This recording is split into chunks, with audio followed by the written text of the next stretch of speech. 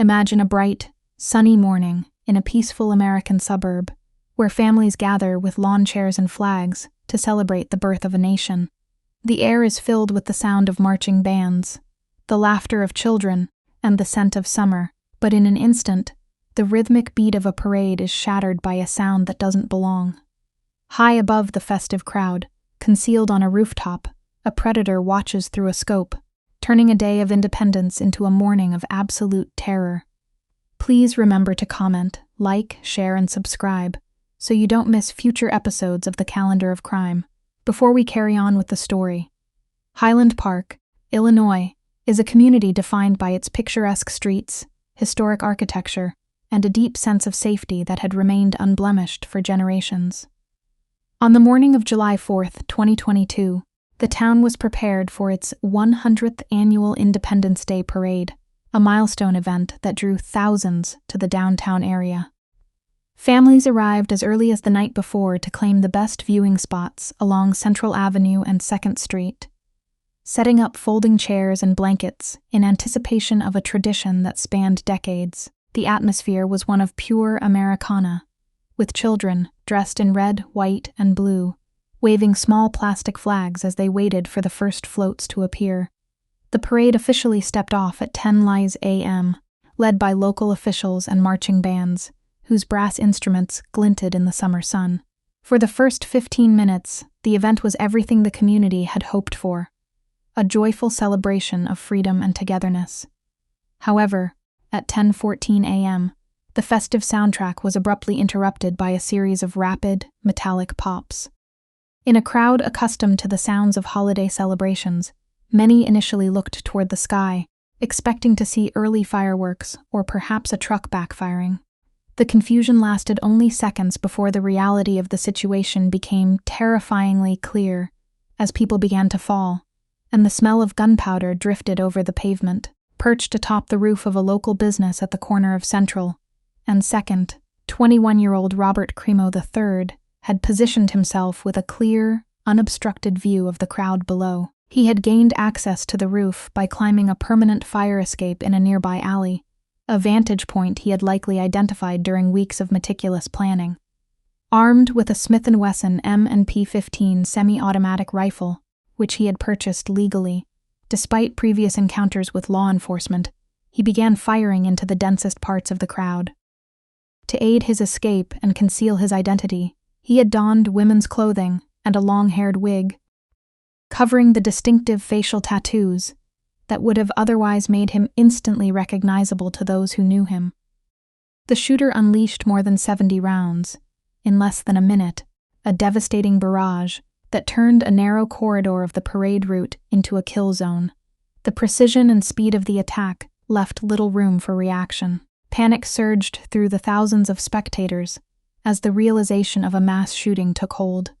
The orderly parade route transformed into a scene of absolute chaos, with people running in every direction, seeking cover behind brick walls, inside shops, or under their own lawn chairs.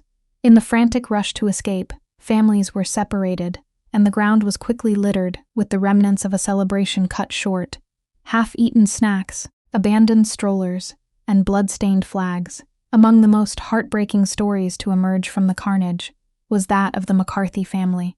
Kevin and Irina McCarthy had brought their 2-year-old son, Aiden, to enjoy the parade, never imagining it would be their final moments together. Both parents were killed in the initial volleys. But in their final acts, they and others around them shielded the toddler from the gunfire. Aiden was later found wandering the scene alone, his stockings soaked in blood, before being scooped up by a stranger and taken to safety. The image of the boy in the blood-stained socks would become a haunting symbol of the day's cruelty, and the innocent lives forever altered by the violence. The casualties that morning were a cross-section of the community, ranging in age from 8 to 88.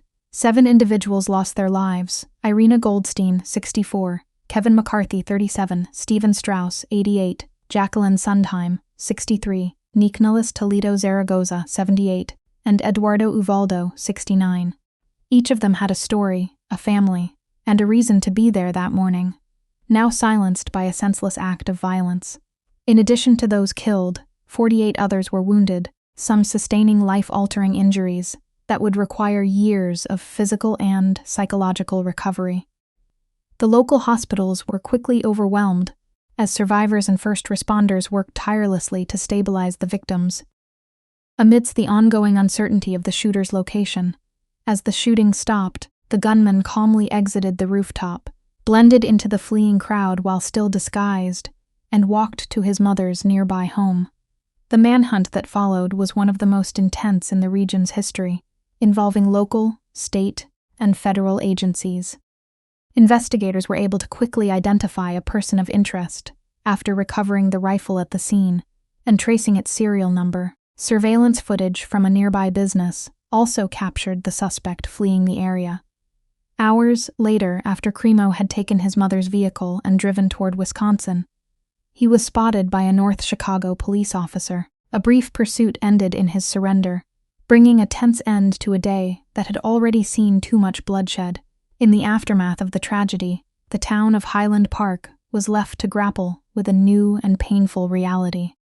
The site of the shooting became a sprawling memorial, covered in thousands of flowers, candles, and handwritten notes from across the country. The community's resilience was tested as they held vigils and began the long process of healing. But the scars of July 4th, 2022, remain deep. The event sparked renewed national debates over gun control and red flag laws, as it was revealed that the shooter had been able to obtain weapons, despite previous reports of him making threats. For the survivors, the sound of a drum or a firework would never again be just a sound, but a trigger for the memory of the morning the music stopped. Today, Highland Park continues to honor those lost, while advocating for a future where such tragedies are no longer a recurring part of the American experience. The strength of the community is found in the way they have supported one another, from the neighbors who opened their doors to fleeing strangers to the ongoing efforts to support the families of the victims. As we look back on this dark chapter, we are reminded that even in the face of unimaginable evil, the spirit of a community and the memory of those lost can never be truly extinguished. The calendar of crime remembers the victims of the Highland Park Parade Shooting, ensuring their names and stories are never forgotten. Thanks for watching. Please comment, share, like, and subscribe for future episodes from the Calendar of Crime.